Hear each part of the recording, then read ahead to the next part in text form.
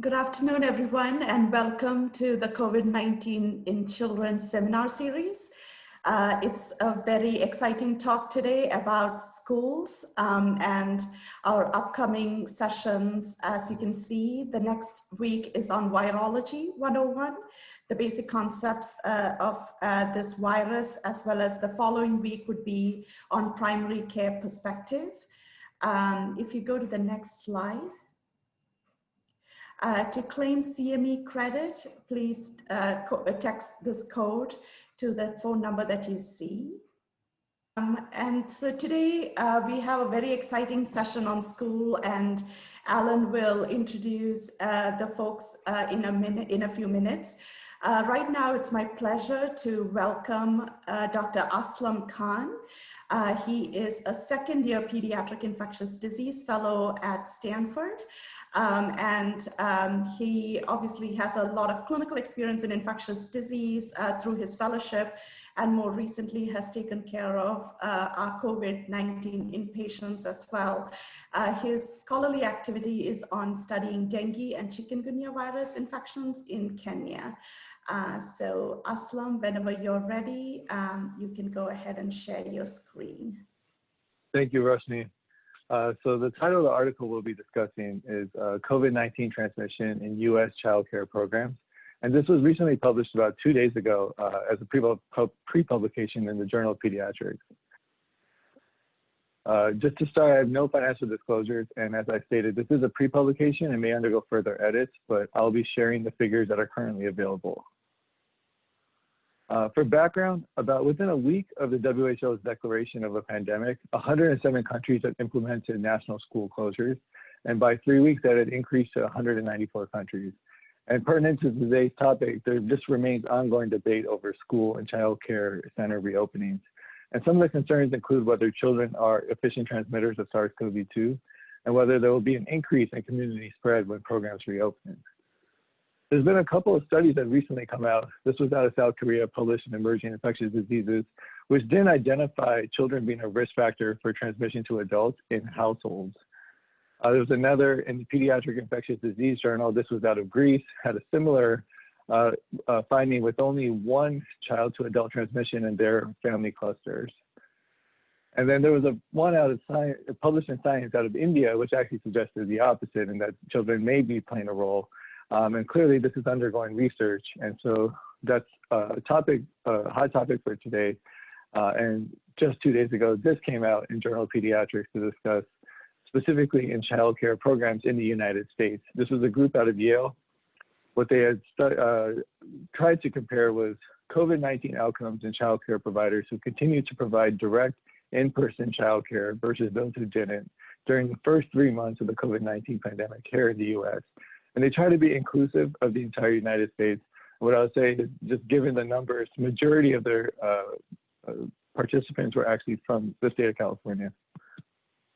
This was a case control study. What they did was email Qualtrics survey links by using a contact list identified from 2 national child care organizations.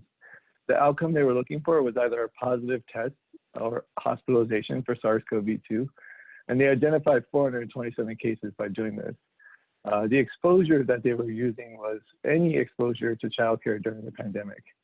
And they did try to assess for confounders, and stratified by 3 different factors and grouped them as avoiding social interactions, avoiding high-risk situations of travel, or mask, hand washing, and distancing, some measures that we didn't routinely do prior to the pandemic. This is their population.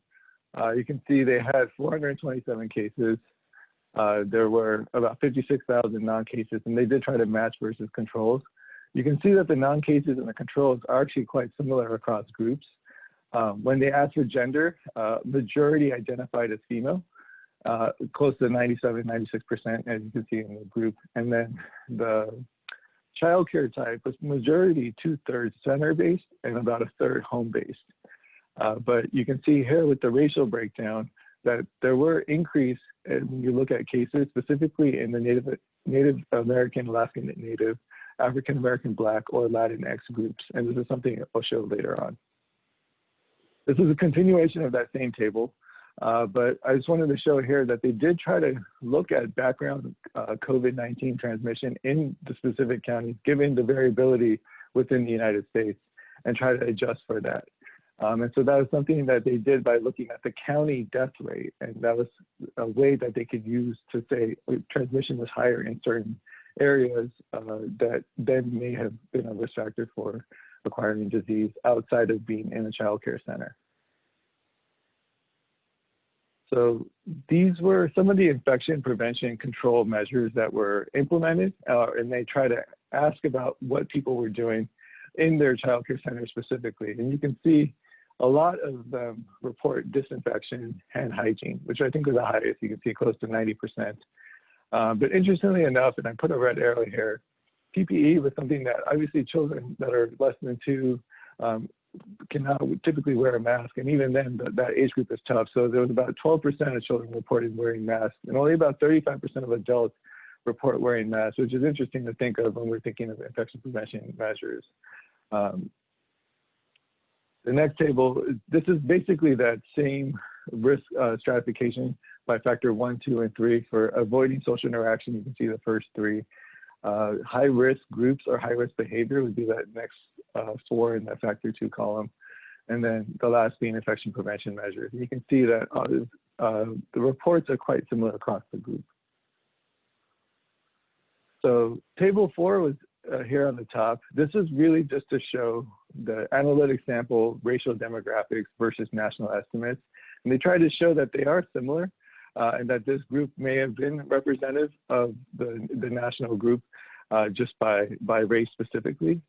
And then table 5 here on the bottom, you can see this was specifically to look at age.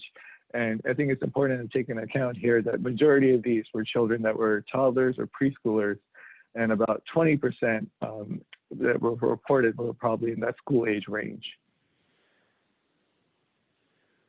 So these are the results. And I think the most important take-home point here is that exposure to childcare was not significantly associated as a risk factor for acquiring SARS-CoV-2. They did have an odds ratio of 1.06, but the p-value was not significant, and it was within the confidence interval less than 1. So other things that I point out here, which are interesting and that they did find, was that unfortunately, like, there was a racial breakdown that's kind of consistent with what we're seeing with some of the socioeconomic and then racial breakdown that we see with SARS-CoV-2 infection nationally. But what they saw was that risk factors included being Native American, Alaska Native, African American, Black, or Hispanic, Latinx, or Spanish origin. In terms of other significant findings, they did see that avoiding social interaction was protective. Avoiding high-risk situations and travel was protective, but they did see that avoiding social interactions was actually a risk factor, and that's something they comment on. It might be because of their sample. So these were the real big take-home point, being exposure to childcare was not significantly associated with being a risk factor for SARS-CoV-2. That childcare type, actually home-based childcare, may be a risk factor, but again, it has quite a wide confidence interval. And so it's something that has to be taken for what it's worth, and obviously needs a larger sample size. And in summary, what I kind of already said was they didn't find evidence that childcare was a significant contributor to COVID-19 transmission to adults. They did find higher rates among Native American, Alaska Native, African American, Black, Latinx population, as well as those working in counties with high COVID-19 death rates. And so community level transmission remained a significant predictor of child care providers testing positive or being hospitalized for COVID-19. And I think this is important, and they do comment on in the study that the World Health Organization set a threshold of less than 5% transmission positivity for 14 days as being something to keep in mind before opening back to the public or reopening back to our normal activities.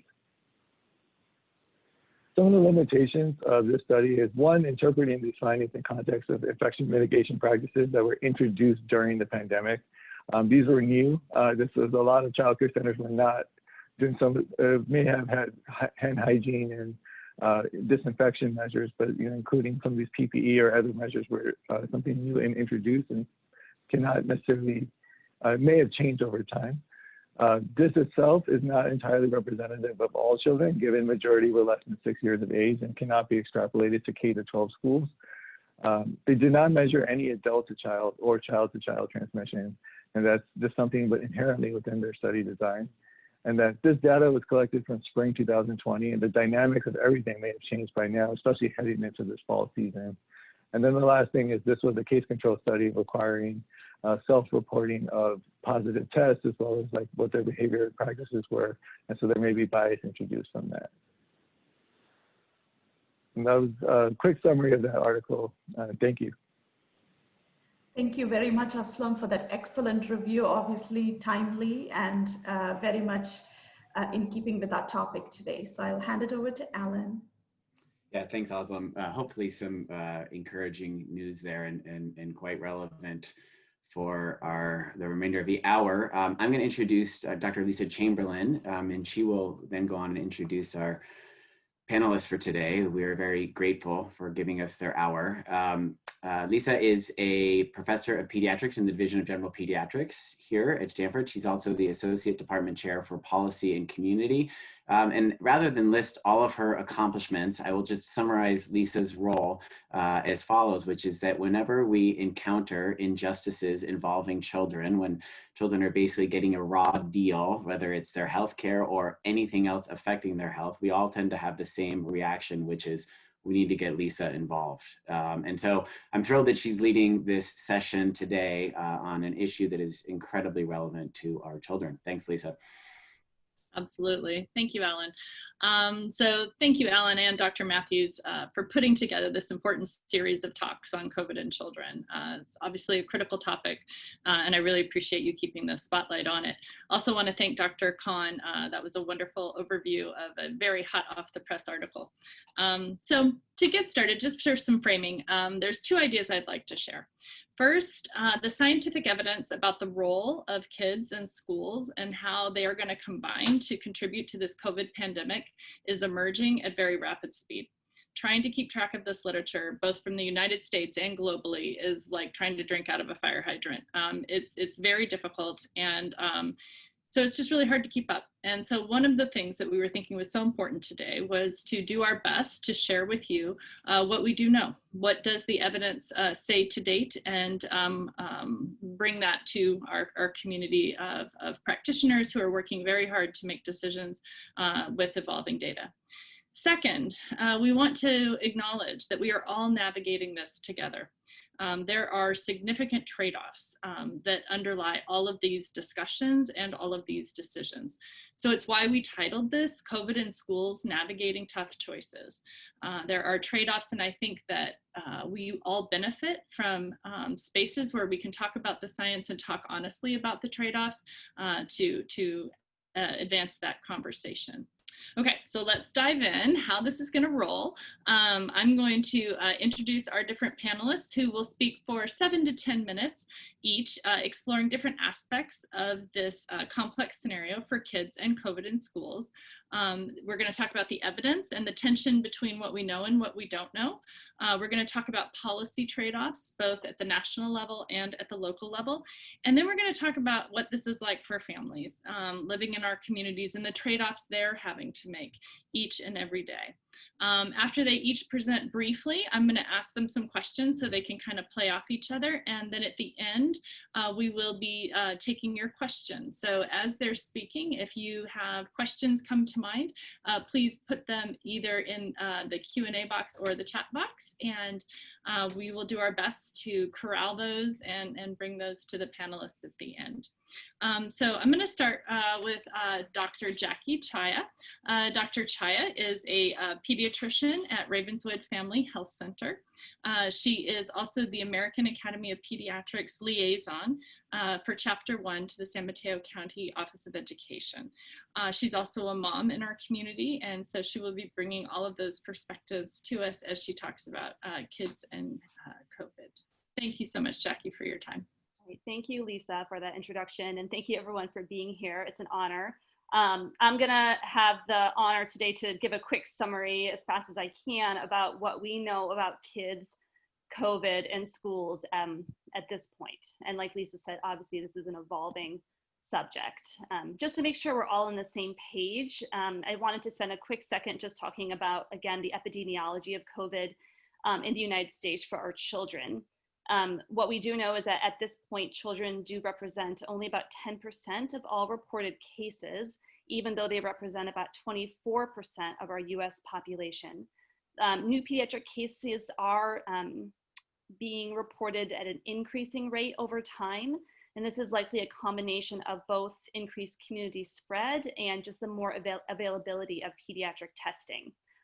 Luckily, the hospitalization rate, as we know, is quite low, and thankfully the mortality rate is even lower. We obviously have a concern of this new syndrome, the multi-inflammatory syndrome for children, that has presented itself, but again, it is quite rare at this point. There was a recent meta-analysis done and published at the end of September in JAMA Peds that tried to get together all of the data. They looked at 32 studies, and they did show that there was some preliminary evidence that young children, so children less than 10 or 14, do have lower susceptibility to infection. And they measured at that there was a 48% lower odds of infection for those young children compared to those adults 20 years and older. And we do have some theories as to why this may be. The decreased frequency is thought to be possibly related to the decreased number of ACE2 receptors in our young children, leading to a decreased number of entry points for the virus into the body. So while it seems that kids are getting less infected and certainly are less severe as far as their illness that they present with, we're still trying to answer this question about, can they spread it or not? Okay, so kids aren't getting sick, but what about all of the adults that they touch in their lives? And this has been a back and forth, as I'm sure many of you have noticed. Back in March, when the pandemic hit, school shut down, there was legitimate concern that kids could be super spreaders of COVID, like we see them act with influenza, where they transmit the disease very easily with influenza. And then in the spring, we started to get initial reports, particularly out of Europe, that were showing that maybe kids weren't actually spreading the disease as much as we thought. In particular, there was one case report of a young boy in France who had both COVID and influenza, went to 3 different schools, had 80 plus contacts, and there was no spread of COVID, although there was spread of the influenza. Throughout the summer, there was more contact tracing reports coming out of places like Switzerland and South Korea that were again sort of hinting at the fact that young children didn't seem to spread it as much and weren't as often the index case in their households. But at the same time, while these reports were coming, we all know that there were plenty of examples where kids were indeed spreading the virus. And so just to start out, I wanted to just talk about a couple of studies that have been done at schools to maybe start to persuade the point that kids may play a lesser role in transmission, at least at the population level. So in England, there was a study performed looking at their cases back in June when they were slowly reopening their schools. They chose to reopen their schools once their community prevalence was lower, which is important to note. And they were mainly opening preschools and primary schools. The schools were mostly in small, stable cohorts, and they were practicing mitigation factors like physical distancing. What they found was that overall there were very few cases of SARS-CoV-2 in the schools, and there was a correlation with the number of cases and outbreaks with the regional prevalence. When they looked at the outbreaks, which they defined as 2 cases or more in a given community, they found that 22 of the 30 outbreaks showed transmission from staff to staff or staff to child, which again was leading to the hint that maybe children transmitting the virus wasn't happening as frequently. Of note, when the child was the index case, the maximum number of people they spread it to was 2, versus when the staff was the index case, the maximum number of cases they spread it to was 9. Similarly, in Australia, they looked at their schools in the early parts of the pandemic before their summer break came. So from January to about early April. They also found that most of the school-based cases came from the community and not from the school itself.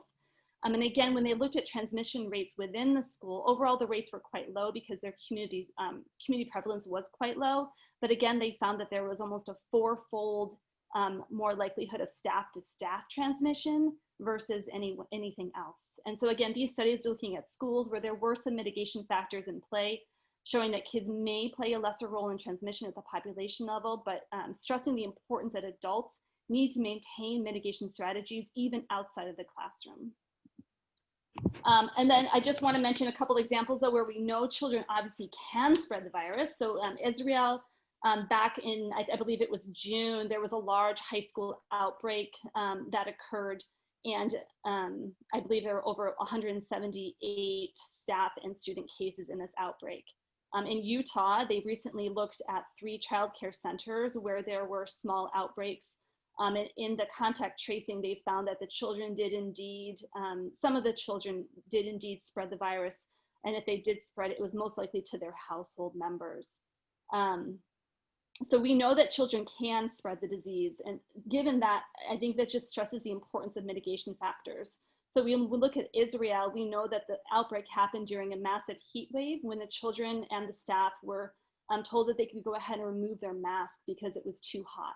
And that was the setting that that outbreak occurred. And then when we look at the Utah Child Center outbreaks, at least 2 of the centers, the index case was a staff member that came to work and they should have been quarantining. And so those could have been prevented. And then in the largest outbreak, there was no masking happening for adults nor children. So this just stresses the importance of mitigation factors in all situations. And so takeaway, so that same meta-analysis I mentioned earlier, they briefly looked at the transmission and they found that there was some weak evidence that children and adolescents may play a lesser role in transmission, but overall more studies were needed and the data was insufficient to make a conclusion. So my takeaway is that it's possible that young children don't spread the virus as efficiently on a population level, but on an individual level, of course, individual children can spread it. And so mitigation factors are critical to prevent this spread. And then I did throw in a slide before I knew that we were getting presented more in depth on this US child care study. And so I'll just briefly mention again that it found, at least in the springtime, that there was no association between working at a child care center and getting COVID-19, but there was an association with community prevalence, race and ethnicity, and your personal risky behaviors. So I just wanted to spend a second in just stressing, again, the importance of both community prevalence and mitigation factors when we think about when and how we can reopen schools. We know that higher community prevalence rates allow for more opportunities for the virus to enter the school setting in the first place, and this will introduce the potential for spread and the disruption of classes as cohorts may need to quarantine. And then once the virus enters the school setting, mitigation strategies are critical to prevent this spread. And I just wanted to highlight the importance of masking in particular. I was shocked as well when we looked at that recently released childcare study in the US of how few adults and children were masking. Again, this was in the spring, so I'm hoping that if we were to do that same study today, the percentages would be higher. And as we all know, the American Academy of Pediatrics does recommend masking for children 2 years and older. And what we've seen in our local preschools is that the children can do it, especially once they hit preschool age, and it will be critically important to prevent spread in our schools. There has been a focus as well on trying to open elementary schools first. And there's a number of reasons for this. For one, elementary schools align themselves better to the idea of a stable cohort, since they naturally stay with the same group of kids all day long anyhow.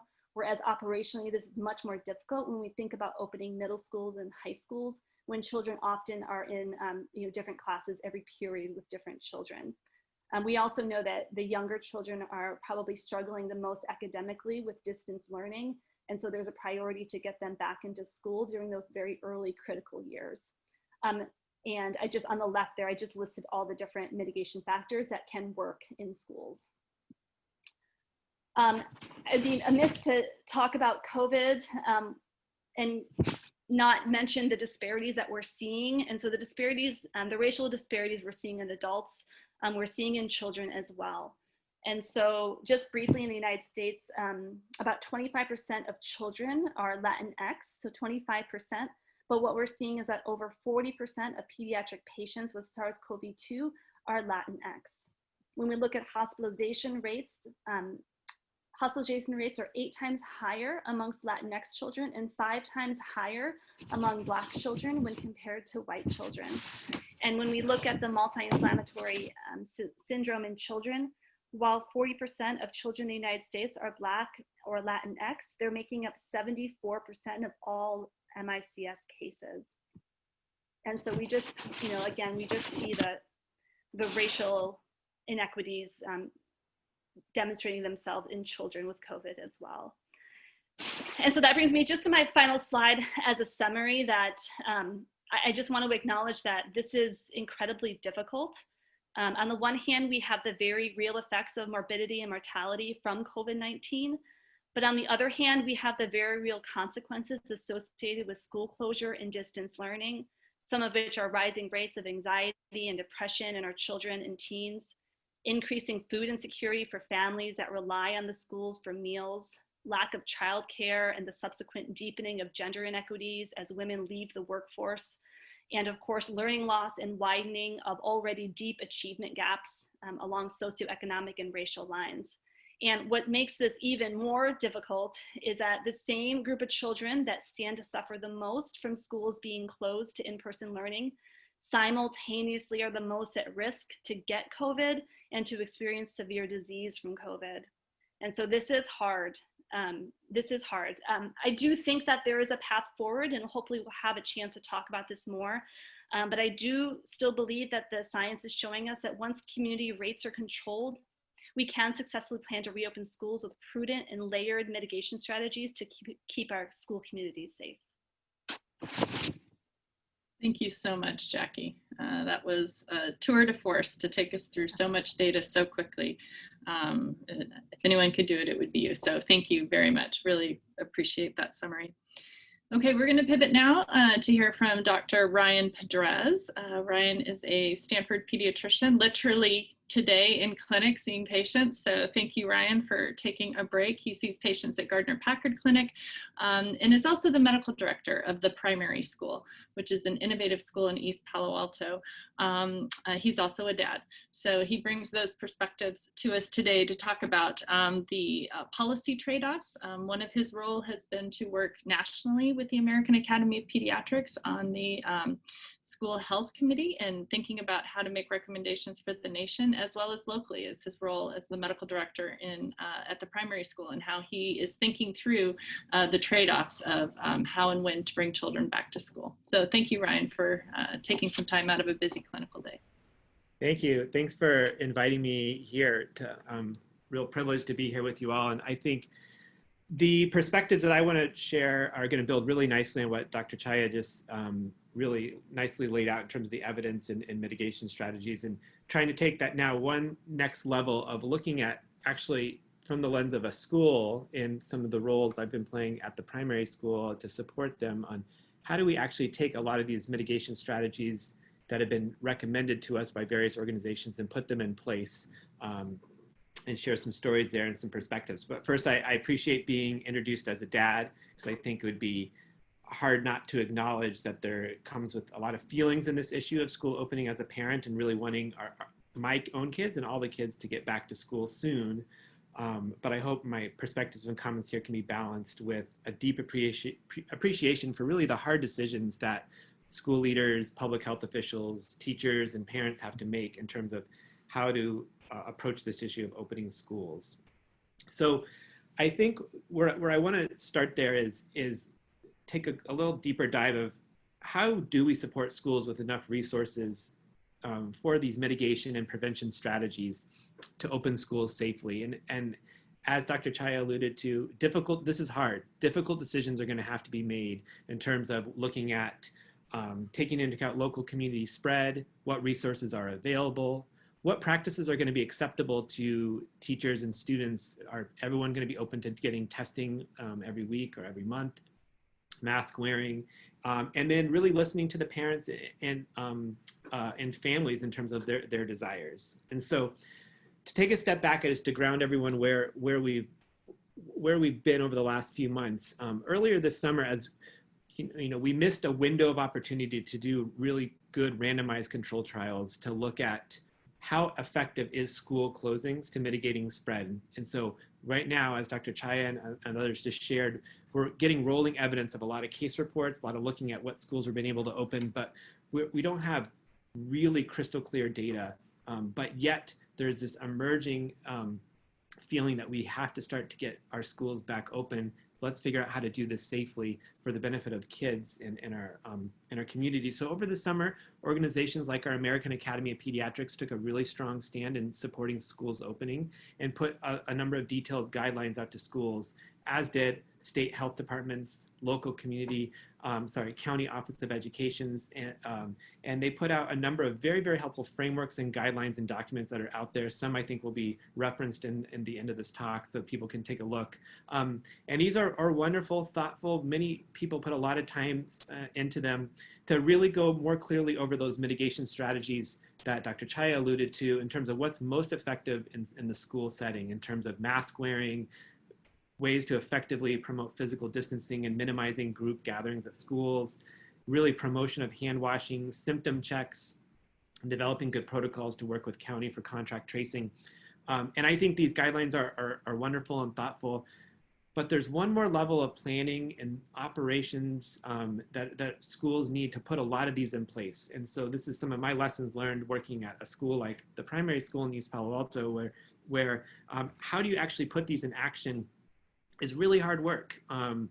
And I give my credit to the team at the primary school, a lot of credit of all the work they've been putting into how to take these guidelines and now put them into actual plans that a school can do. And so things like, how do you actually operationalize the daily symptom screening? Is it an app-based that you're going to use? Is it a Google Sheet that I've seen being shared nationally that a lot of schools are using? What happens when families don't have regular access to be filling those out? Do we provide iPads at the school for them to do that? Who's checking to make sure everyone fills them out on a daily basis?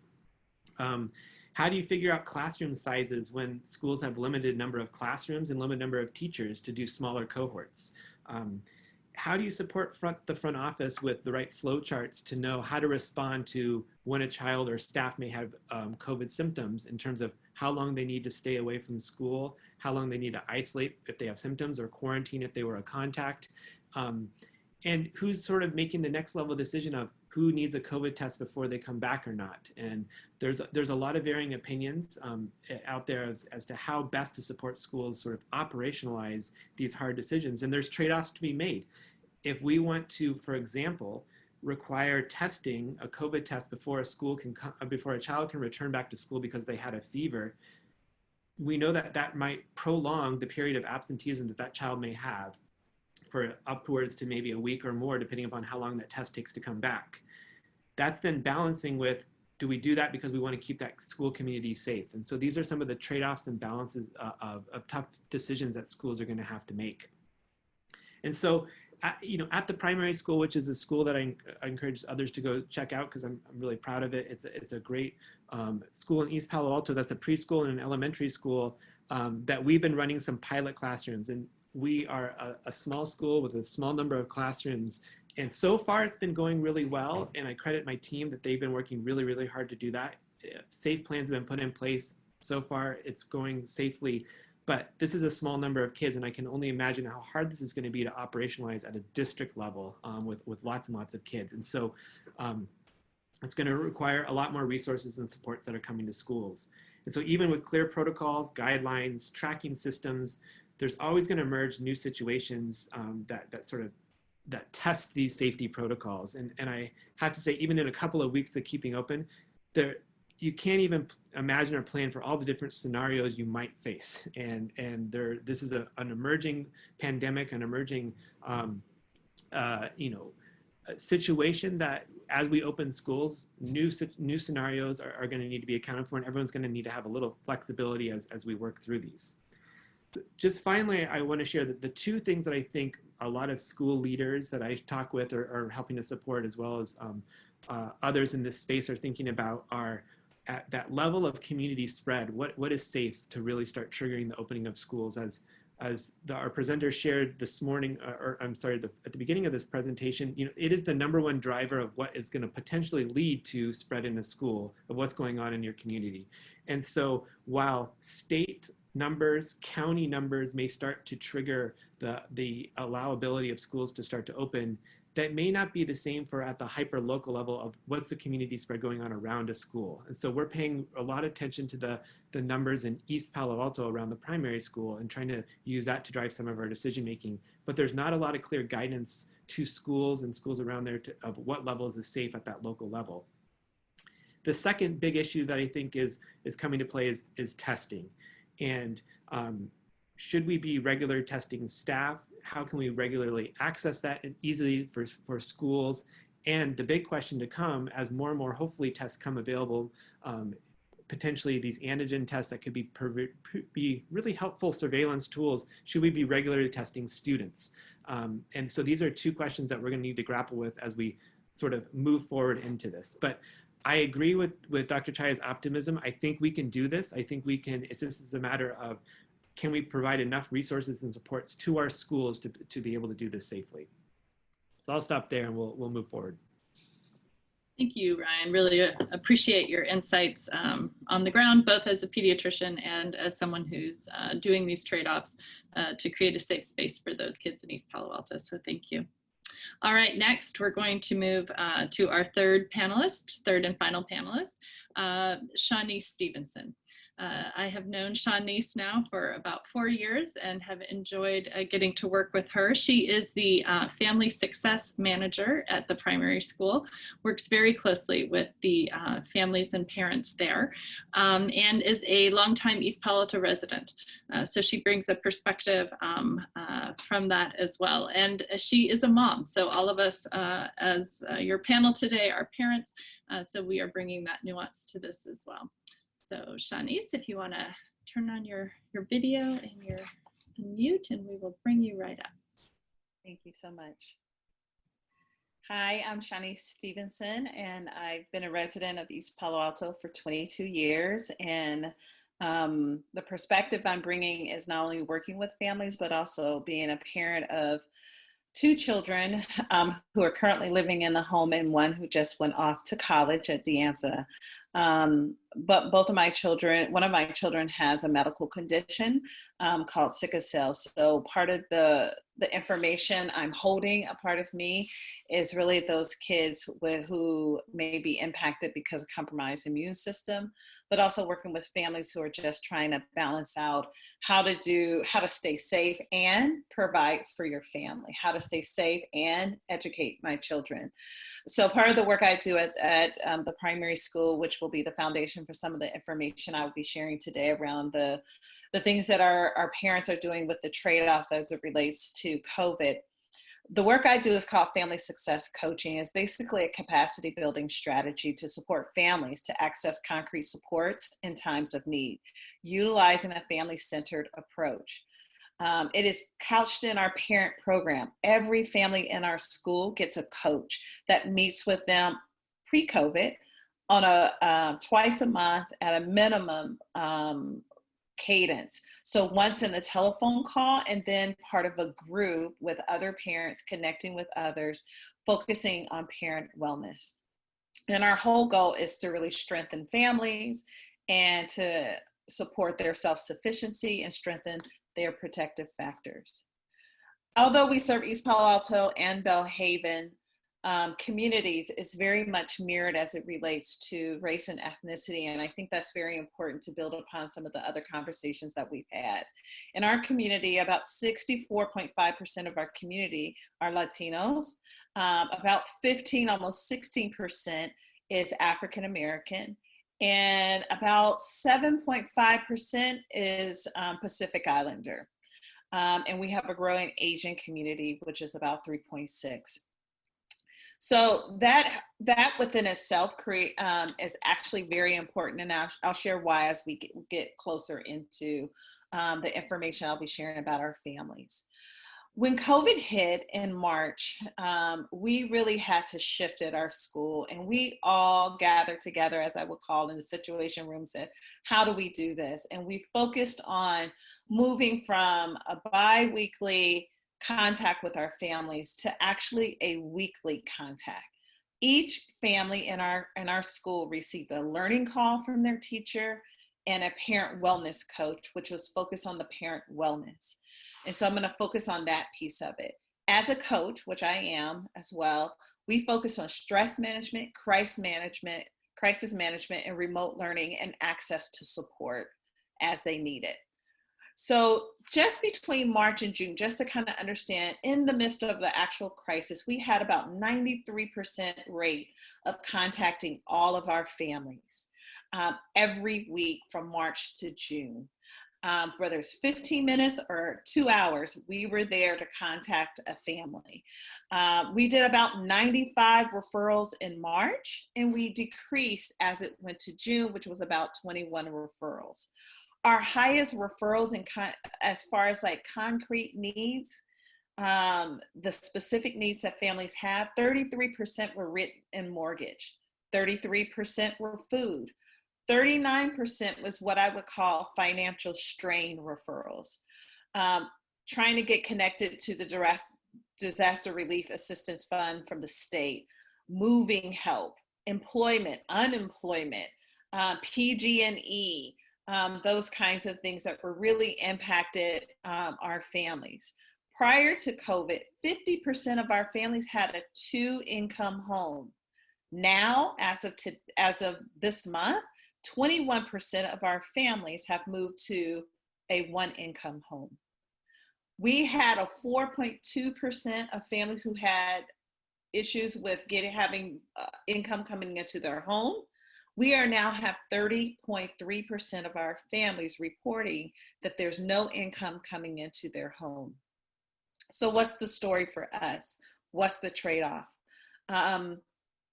It is actually between surviving and health. It is between having a job and taking care of my kids at home because they're at home because of education. Or maybe they're a caregiver or someone like that, like grandma. It is a choice between health and education for some of our kids and families.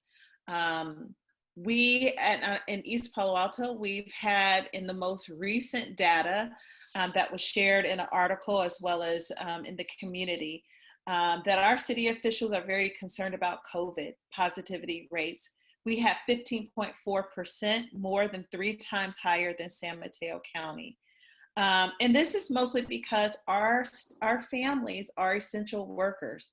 They are working in hospitals, they are working in grocery stores, they are essential workers of all accounts. And that in combination with multiple generations living in a home or having people rent rooms within the home, which in many cases is not an issue.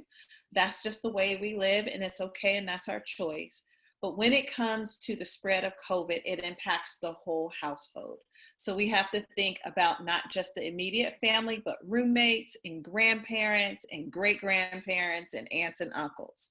So with that said, after working with families, what we learned with them is that because of our deep relationship with families, that we were already doing bi-monthly contact with our families, going into more of a relationship, a deeper relationship, allowed us to connect them with resources that met their individual needs. And that was transformational for some of the families that we work with and that we're in partnership with. And then that coaching relationship allowed us to have very difficult conversation, very hard conversations, very warm conversations around the things that were impacting their family, particularly around stress and what stress was related to. Also, we wanted to make sure that families didn't get cognitive overload. As the family success coach, there was no binder to go to for a lot of resources. They were changing in the moment. So we were meeting in the community with Impact, our Pediatric Coalition, our COVID Recovery Committee for the county, our COVID Recovery Committee for Mid-Peninsula, that really allowed us to get in-time information out to families, using a variety of communication for that to happen. And what we started to see was that families were starting to share information with us as well, because we were all in it together.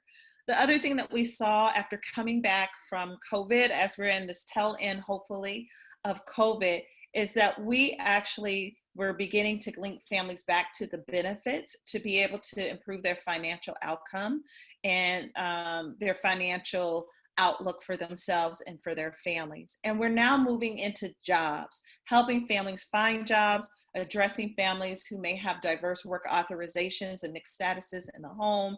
We are starting to work in providing information that's real time, that's responsive to their current need. And then lastly, I think one of the things that I will say is that our families are also concerned about their own health and the health of their community because of the rates. And so we are also making sure with our health team, with Ryan's health team, that we are really connecting our families to medical insurance, making sure they understand where COVID testing is. We have had a wonderful city council that has advocated for COVID testing to be local in East Palo Alto, which it was not there at the beginning of the pandemic, but now we see it more. And so as we think about our families, they are very resilient. We are back in groups on Zoom.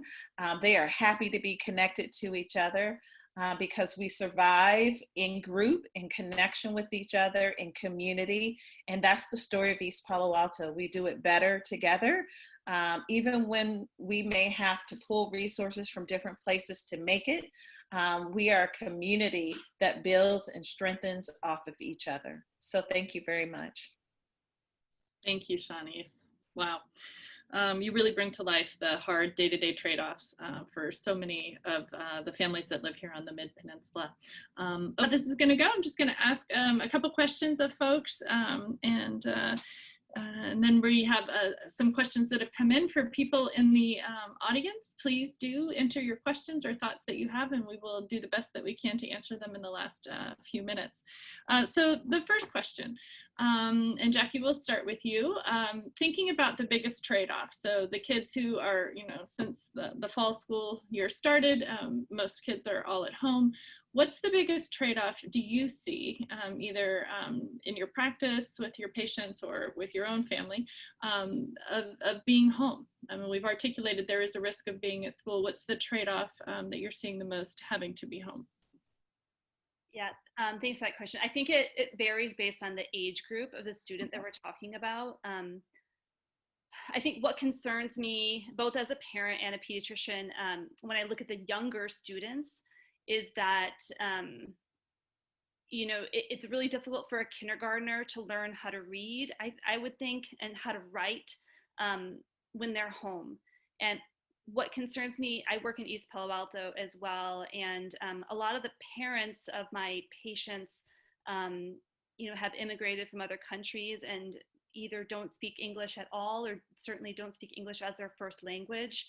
And they're having to try to assist these students in their learning in a language that is not native to them. And I think it's incredibly difficult for those students. And so I think for the younger students, there's a big just academic toll, an educational toll is being taken. I think for my teenagers who are more able to learn over Zoom because they can operate, the computer all right and function, but I'm seeing a lot of mental health stress in them. I'm seeing a lot of anxiety about the Zoom sessions, and just they're feeling like they're unable to connect and unable to interact with their teachers and their co-students in the ways that they used to be. So those are the main trade-offs I'm seeing, different for younger and older age groups, I think. Thank you, Jackie. Ryan, thoughts on that? Yeah, I agree. I think a lot more about our patients that have other special needs that aren't getting access to services right now. So the trade-off at home is, especially in the young kids, but then also the older kids that we take advantage are accessing the Zoom calls and learning more, but they're missing out on their maybe mental health services that they were getting at the school.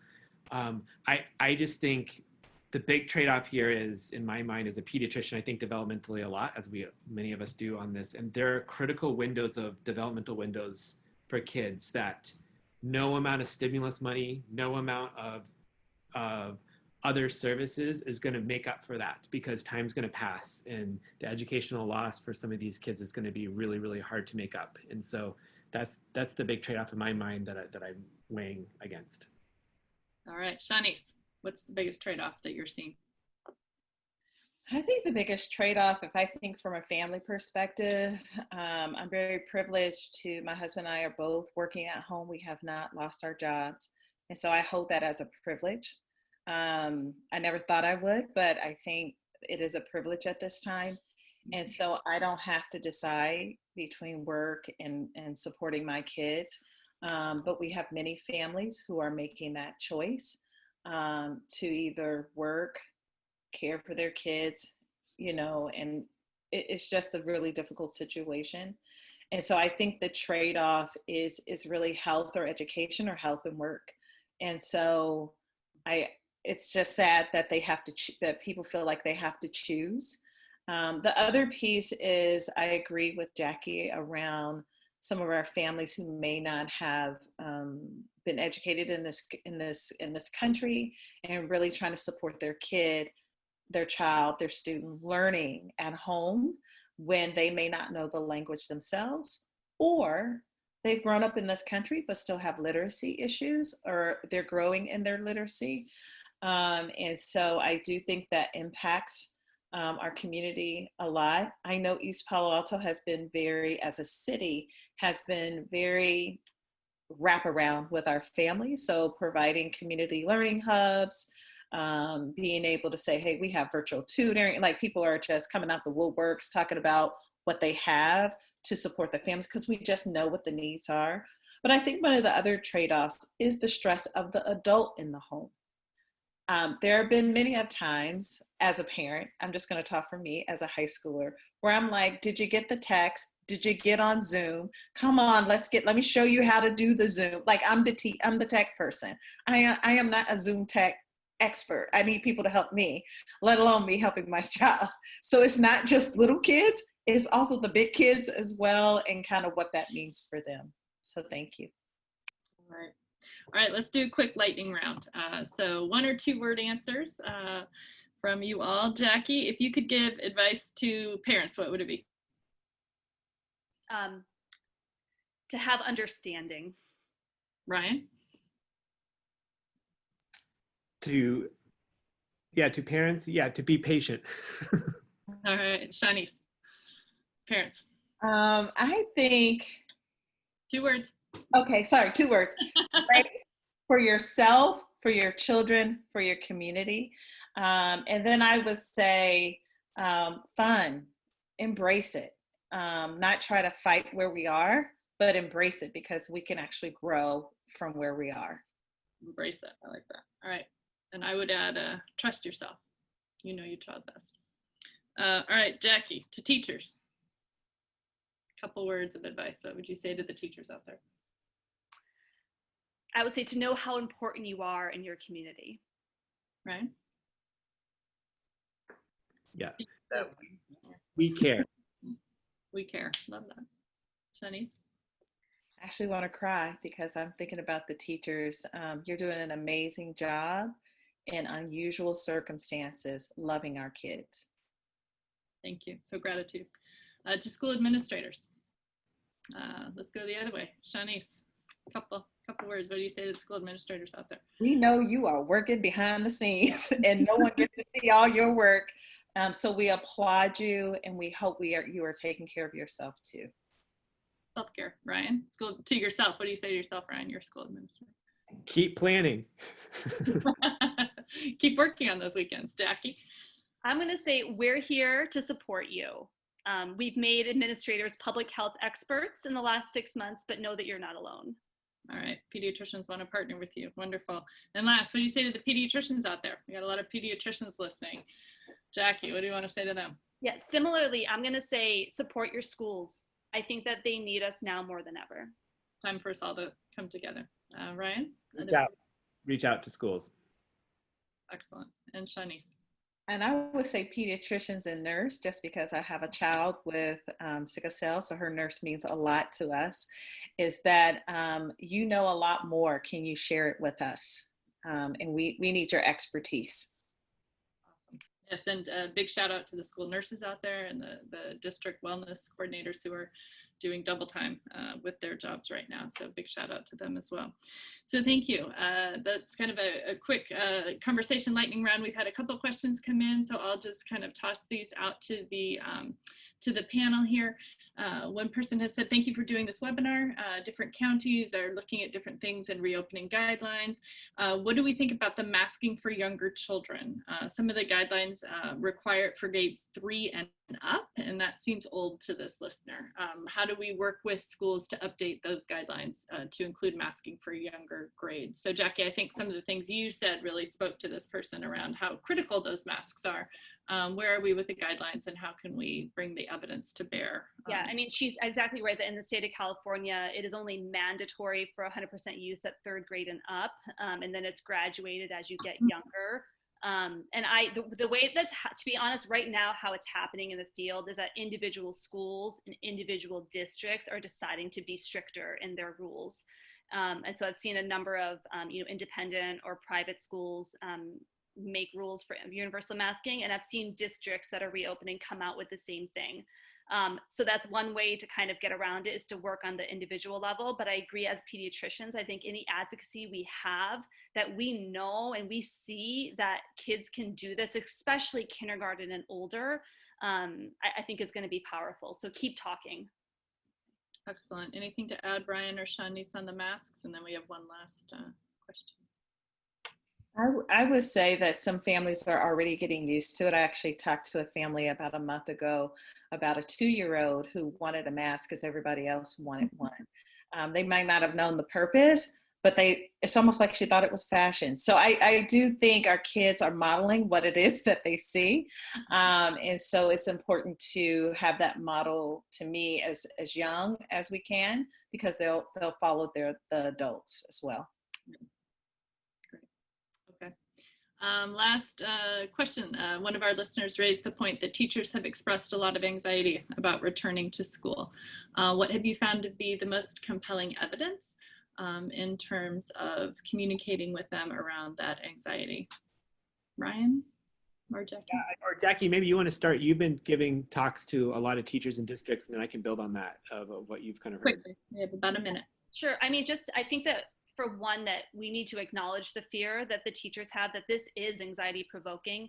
But I think that knowledge is power. And so there's been a few of us that have been meeting with some of the local school districts in our area to talk with the teachers and to try to provide that knowledge and that education so that they can make a plan and feel more comfortable with it. So I just think we need to keep talking and know what those anxieties are and figure out ways to address them.